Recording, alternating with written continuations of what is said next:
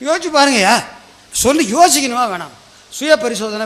நான் சுய பரிசோதனை பண்ணினாரே சிவனேசர் தம்மை உள்ளவாறு அறிந்தவர். நம்ம செய்யலையே, செஞ்சிருந்தா உயர்ந்திருப்போமே.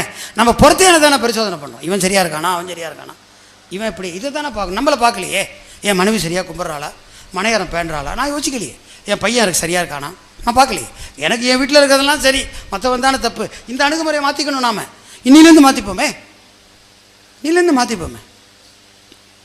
அவங்கெல்லாம் யோசிச்சாங்களா? கடைச்சிங்கிற பாருங்க, மனைவி கையை வெட்டுறார், பூவை மோந்தது மூக்கு. ஏற்கனவே செருத்துநீர் வெட்டிவிட்டார். ஒரு ஒரு குற்றத்துக்கு 2 தண்டனையா? மோந்த குற்றத்துக்கு மூக்காம், எடுத்த குற்றத்துக்கு கையாம். ஐயோ, அப்படி இருந்தால் நம்ம எந்த அங்கையா தப்போம் நமக்கு?